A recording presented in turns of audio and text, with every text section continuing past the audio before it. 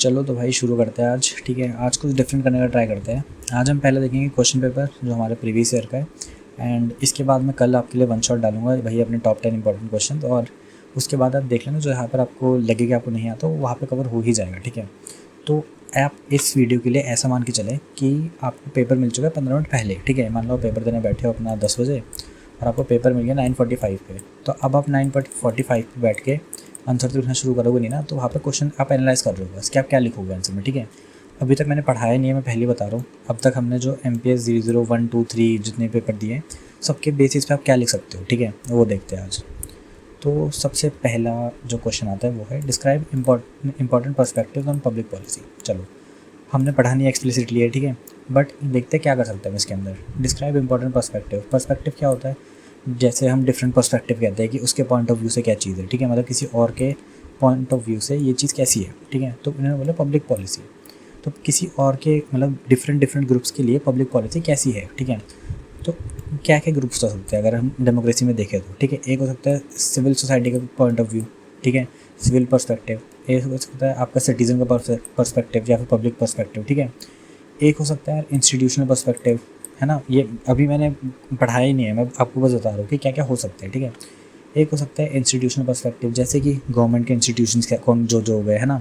या फिर उसके बाद एक और क्या हो सकता है जो हमारे प्राइवेट पर्सपेक्टिव जो हो गए, प्राइवेट कंपनीज हो गया, फिर कैपिटलिस्ट पर्सपेक्टिव। ठीक है, ऐसे ऐसे करके आप सोच सकते हो। ठीक है, बट मुझे नहीं लगता इसके ऊपर आप पूरे 500 वर्ड लिख के आ पाओगे इतने से डेटा के ऊपर, या फिर इतना बस क्वेश्चन लिख के उसको अंडरस्टैंड करके उसके ऊपर क्या कर सकते हो। ठीक है, तो मान के चलो ये क्वेश्चन आपने छोड़ दिया।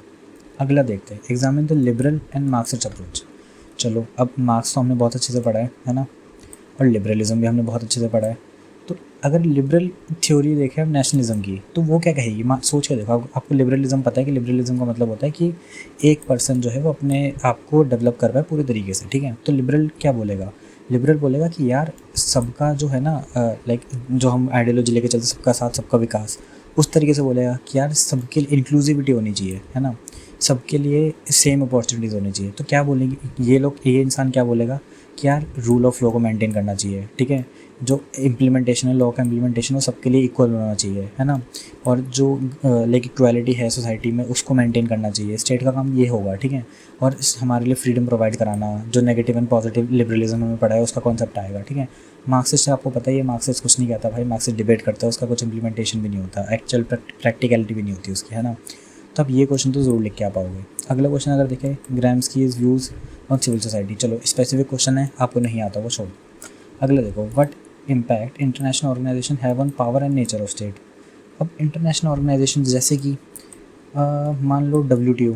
अब WTO तो हमने पढ़ लिया है ना, WTO का आपको पता होगा कि कैसे इंटरनेशनल ऑर्गेनाइजेशन जो है वो हमारी इंडिया को इतना इम्पैक्ट कर रही है। जैसे कि हमारा जो मार्केट है वो ओपन हो गए बाहर के लिए। ठीक है, अब उसमें लेकिन पावर के ऊपर कैसे डिपेंडेंस आएगी? तो और भी ऑर्गेनाइजेशन देखो, जैसे G10 हो गए, G10 कह रहा हूँ, G7 हो गया। ठीक है, G20 हो गया, G8 हो गए। ठीक है, ये सारे जो है एक ऐसे कंट्रीज़ के ऊपर इम्पैक्ट डाल रहे हैं। ठीक है, तो उसमें क्या है, जैसे रिलेशन अच्छे हो रहे हैं। ठीक है, डिफेंस एग्रीमेंट साइन हो रहे हैं, फ्री ट्रेड एग्रीमेंट साइन हो रहे हैं, तो ये सारी चीज़ें हो रही है। इसके थ्रू क्या हो रहा है, एक हार्ड पावर भी जनरेट हो रही है एंड एक सॉफ्ट पावर भी सेम टाइम पे जनरेट हो रही है। ठीक है, और नेचर ऑफ स्टेट क्या होगा? मान लो अब इंडिया पार्ट है ICJ का, मान लो। ठीक है, तो अगर ICJ बोले तो इंटरनेशनल कोर्ट ऑफ जस्टिस, अब वहाँ पर अगर इंडिया पार्ट है या फिर वो कोई बॉडी है जैसे कि United nation body for human development, ठीक है, ह्यूमन राइट्स, सॉरी। ठीक है, अब मान लो इंडिया में कोई ह्यूमन राइट वायलेशन होता है और कंप्लेन जाती है उधर पे, तो इंडिया रिस्पॉन्सिबल होगा उसके लिए, है ना।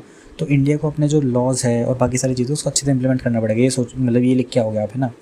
तो ये सारी चीज़ें हो गई इसके अंदर। तो इस तरीके से आप क्वेश्चन, मतलब इस क्वेश्चन को आप अप्रोच कर सकते हो आराम से, है ना, काफ़ी अच्छे से लिख सकते हो और काफ़ी लाइक ईजी लिख सकते हो। अब अगला अगर देखें, examine the main approaches to understanding of the process of globalisation. चलो, स्पेसिफिक क्वेश्चन हो गया, नहीं आता होगा भाई छोड़ देना, क्योंकि मेन अप्रोचेज हमको पता ही नहीं होगी। तो अब तक हमने 5 में से 2 क्वेश्चन देखे जो इजीली सॉल्वेबल थे। अगला question, discuss the melting pot model. भाई नहीं आता होगा, छोड़ देना। ठीक है, describe the basic feature of democratic regimes. अब देखो, अगर ये क्वेश्चन आप छोड़ोगे तो पता क्यों छोड़ोगे? क्योंकि आपको लगेगा कि यार रिजीम का मतलब मुझे पता ही नहीं है। ठीक है, आप हिंदी वाले में एक बार जाना, हिंदी में ये रहा, लोकतांत्रिक शासनों की मूलभूत विशेषताओं का वर्णन कीजिए। ठीक है, अब अगर आप आगे समझोगे तो रिजीम का मतलब कुछ है ही नहीं एक तरीके से यहाँ पे देखा जाए तो, ठीक है।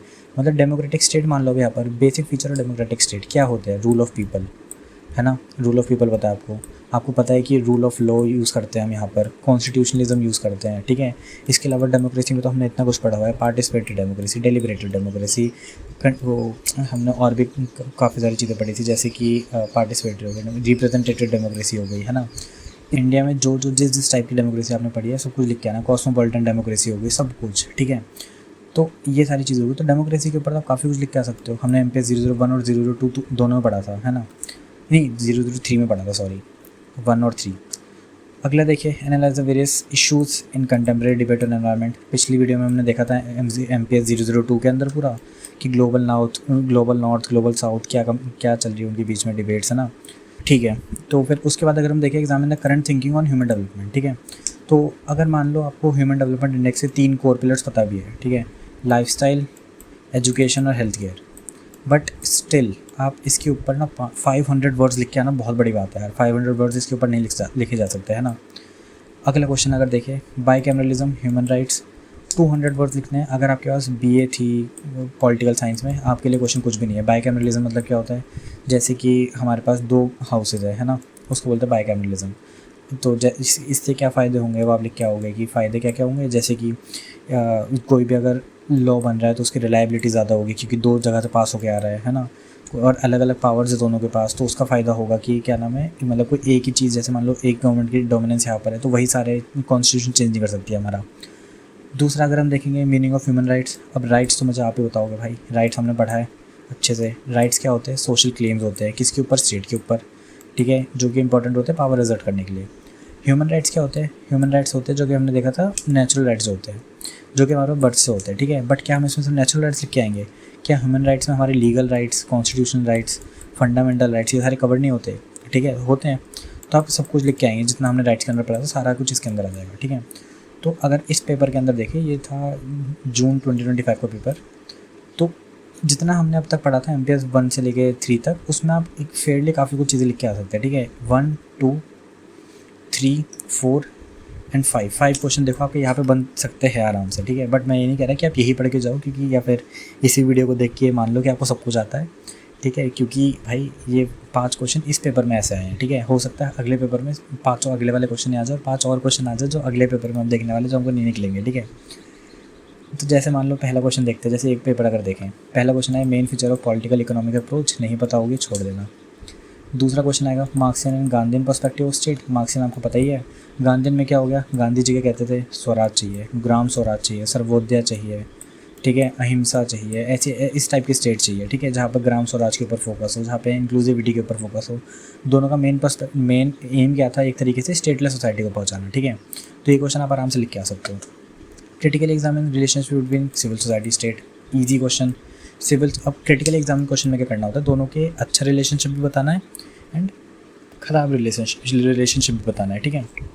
जैसे कि सिविल सोसाइटी लाइक स्टेट को अगर कोई पावर अपनी यूज़ करनी है तो किसका यूज़ करेगी? सिविल सोसाइटी का। अगर सिविल सोसाइटी मतलब और सिविल सोसाइटी ये करती है, सिविल सोसाइटी ही स्टेट का क्रिटिक भी करती है, तो ये हो गया नेगेटिव पॉइंट। और जो मैंने इससे पहले वाला बताया पॉजिटिव पॉइंट। अगली चीज़ क्या होगी, स्टेट ही पावर देती है सिविल सोसाइटी को, है ना। तो ये भी पॉजिटिव पॉइंट में आ गई कि एक तरीके से यहाँ पर पावर डोमिनेंस नहीं है। दूसरा क्या हो गया, इसके बिना लाइक भाई कि इंटरडिपेंडेंस बहुत ज़रूरी है, ऐसे करके आप लिख के आ सकते हो, मतलब काफ़ी सारे पॉइंट्स जनरेट कर लोगे एक तरीके से, ठीक है। अगला अगर देखें MNC का रोल सॉवरेनिटी ऑफ स्टेट्स के अंदर, भाई इजी क्वेश्चन।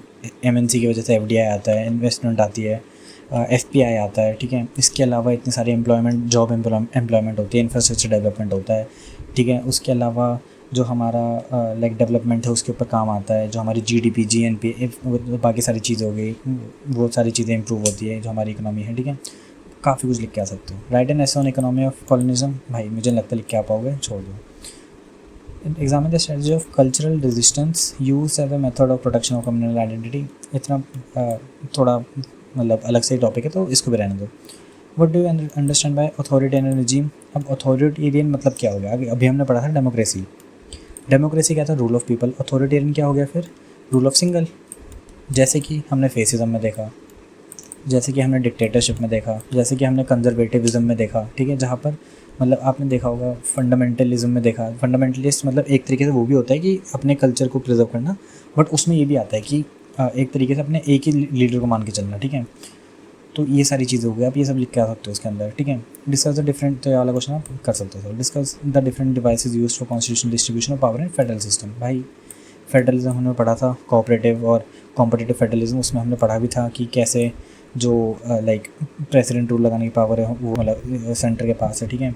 उसके अलावा इमरजेंसी लगाने की पावर हो गई, ठीक है। उसके अलावा अगर हम डिस्ट्रीब्यूशन ऑफ पावर देखें तो अगेन अगर आपने बीए करा है पॉलिटिकल साइंस तो आपको पता होगा कि हमारे पास होती है अपनी कंकरेंट लिस्ट होती है, यूनियन लिस्ट होती है, स्टेट लिस्ट होती है, ठीक है। इसके अलावा हमारे पास काफ़ी सारी कॉन्स्टिट्यूशन बॉडीज़ होती है, जैसे कि यूपीएससी हो गया, एसपीएससी हो गया, जेपीएससी हो गया, ठीक है।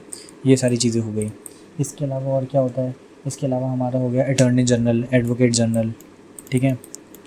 इसके अलावा और क्या क्या चीज़ें हो गई हमारे पास, लोकपाल हो गए, लोकायुक्त हो गए। ये सारी चीज़ें जो है अगर आपने कर रखी है तो आपको पता होगा, ठीक है। अगर आपने बीए कर रखी है पॉलिटिकल साइंस में तभी आपको पता होगी ये सारी चीज़ें। अगला देखो भाई, कोई है मॉरिस नाम के, उनके क्या व्यूज़ थे पॉलिटिकल पार्टीज़ के ऊपर, तो छोड़ दो, नहीं पता। What do understand by participatory development. चलो पार्टिसिपेटरी हमने डेमोक्रेसी तो पढ़ी है, क्या होती है पार्टिसिपेटरी डेमोक्रेसी हमने पढ़ी थी कि सबका जो लोअर क्लास हो गई, जो रूरल एरिया में लोग रहते हैं, इनका भी पार्टिसिपेशन होना चाहिए डेमोक्रेसी में। तो पार्टिसिपेटरी डेवलपमेंट क्या होगा, इनका पार्टिसिपेशन होना चाहिए किसमें, डेवलपमेंट में। अब डेवलपमेंट में अगर इनका पार्टिसिपेशन लेके आना है तो कैसे लेके आएंगे, एमएसएमई को इम्प्रूव करना होगा, है ना, एग्रीकल्चरल फील्ड को हमको और डेवलप करना होगा, ठीक है। इसके अलावा जो डिजिटल इंक्लूजन है उसको उसके ऊपर फोकस करना होगा। और क्या क्या कर सकते हैं हम अगर पार्टिसिपेटरी डेवलपमेंट लेके आना है तो हम लाइक जो थोड़े अपने रूरल एरियाज़ है वहाँ पर जो एमएनसीज़ हैं उनको पहुँचाना वहाँ पर पड़ेगा, ठीक है। उनको ट्रेन करना पड़ेगा कि यहाँ पे कैसे वो वर्क काम कर सकते हो। और तो ये सारी चीज़ें आप लिख के आ सकते हो, ये क्वेश्चन भी आप सॉल्व करके आ सकते हो, ठीक है। तो 1 2 3 4 5 6 इस क्वेश्चन पेपर से आप 6 क्वेश्चन लिख के आ सकते हो, ठीक है। मतलब मान के चल रहा हो लेकिन कि आप इतने सारे जो पॉइंट्स हैं वो जनरेट नहीं कर पा रहे होगे अभी, बट कोई बात नहीं, हम कल एक 1 शॉट वीडियो करने वाले हैं। उसके बाद मेरे ख्याल से आपका सारे जो डाउट्स वगैरह सारे कंप्लीट हो जाएंगे, मतलब सारे सॉल्व हो जाएंगे एंड पेपर में आप लिख के आ पाओगे काफ़ी सारे जनरेट करके, ठीक है। तो इस वीडियो के लिए तो यही था यार, बस 2 क्वेश्चन मुझे दिखाने थे, क्वेश्चन पेपर दिखाने थे कि अब आप कैसे कर सकते हो आगे अप्रोच की, लाइक ऑप्शन जो है मतलब क्वेश्चन देख के जो पॉइंट्स है वो जनरेट कैसे करने होते हैं, मैं बस ये दिखाना चाह रहा था, ठीक है।